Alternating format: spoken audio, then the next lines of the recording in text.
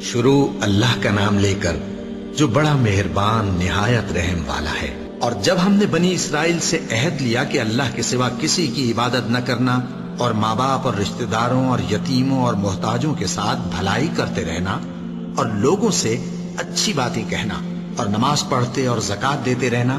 تو چند آدمیوں کے سوا تم سب اس عہد سے منہ پھیر کر پلٹ گئے۔ اور جب ہم نے تم سے عہد لیا کہ آپس میں کچھ تو خون نہ کرنا اور اپنوں کو ان کے وطن سے نہ نکالنا، تو تم نے اقرار کر لیا اور تم اس بات کو مانتے بھی ہو۔ پھر تم وہی ہو کہ اپنوں کو قتل بھی کر دیتے ہو اور اپنے میں سے بعض لوگوں پر گناہ اور ظلم سے چڑھائی کر کے انہیں وطن سے نکال بھی دیتے ہو، اور اگر وہ تمہارے پاس قید ہو کر آئیں تو بدلہ دے کر ان کو چھڑا بھی لیتے ہو،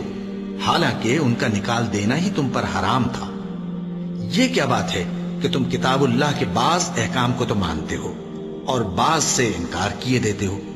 تو جو تم میں سے ایسی حرکت کریں ان کی سزا اس کے سوا اور کیا ہو سکتی ہے